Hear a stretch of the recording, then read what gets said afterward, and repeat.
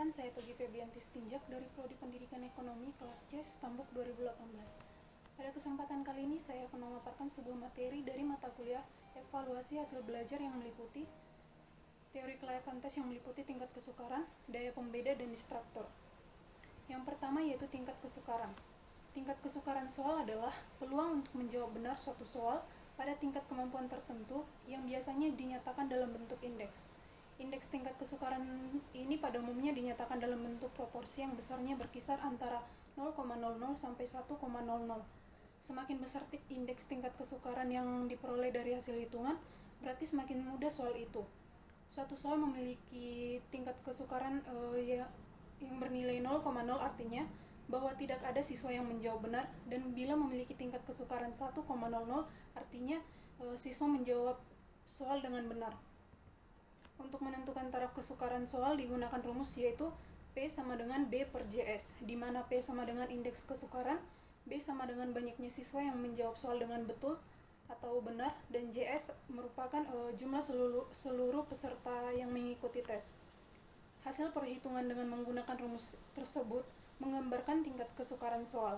Klasifikasi kesukaran soal itu dapat dicontohkan yaitu sebagai berikut. Yang pertama, 0,00 sampai 0,30 yang berarti soal tersebut digolongkan sukar.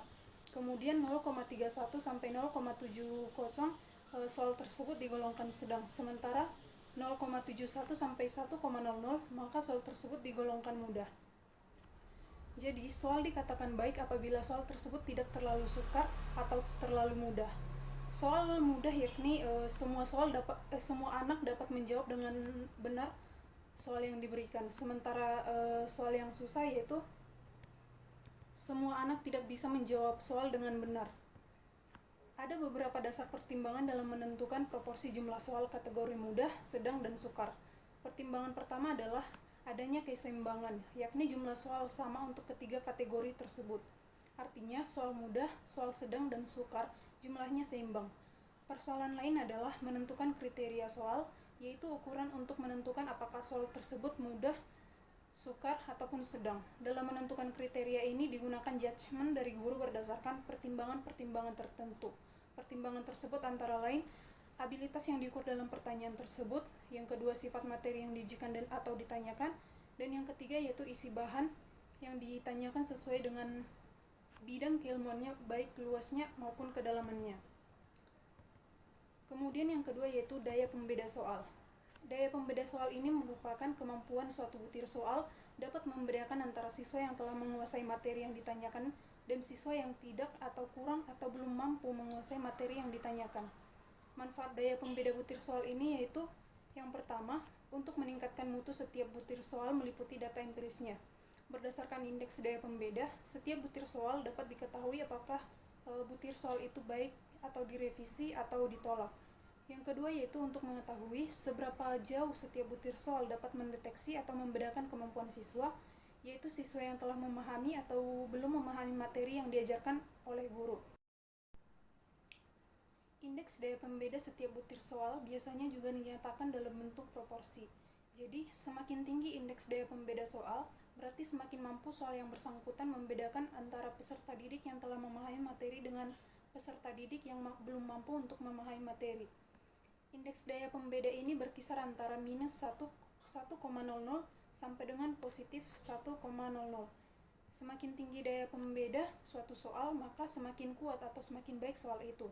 Jika daya pembeda negatif atau lebih kecil dari 0, berarti lebih banyak kelompok atau peserta didik yang tidak mampu memahami materi atau menjawab soal dengan benar dibandingkan dengan kelompok atau peserta didik yang memahami materi atau menjawab soal dengan benar.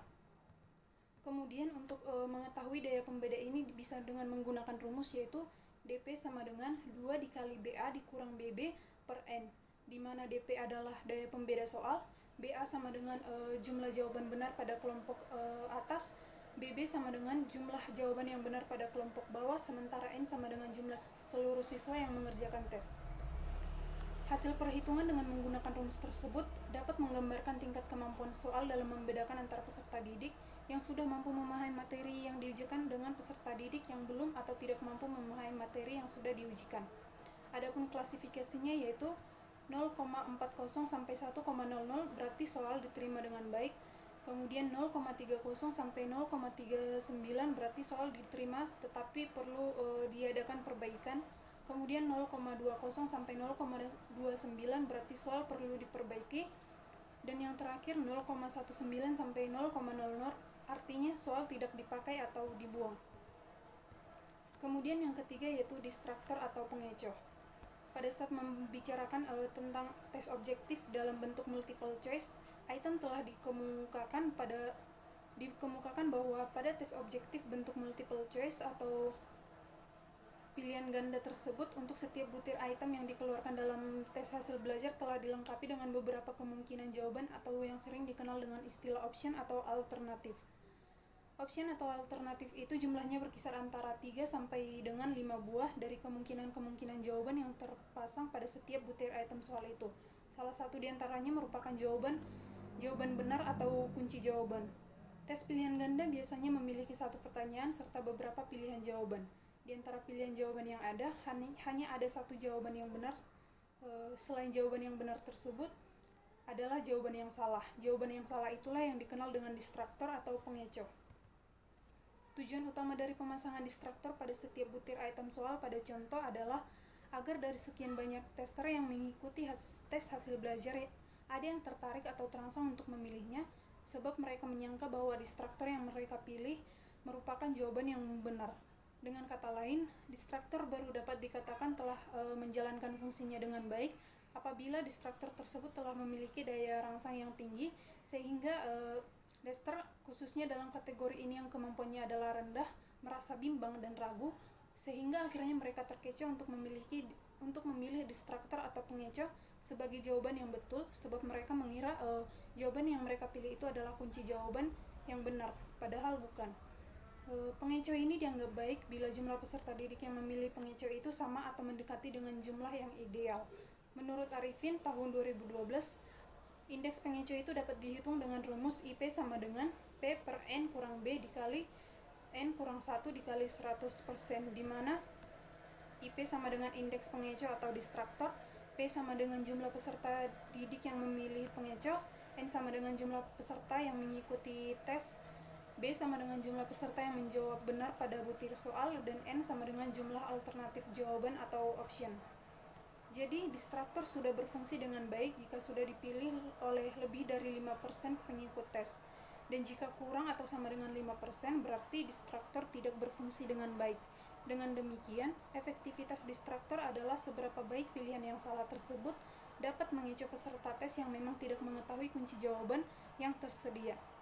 Jadi, semakin banyak peserta tes yang memilih distraktor tersebut, maka distraktor tersebut sudah dapat dikatakan menjalankan fungsinya dengan baik. Baik, sekian yang dapat saya sampaikan. Jika ada kesalahan maupun kekurangan kata, saya mohon maaf. Terima kasih.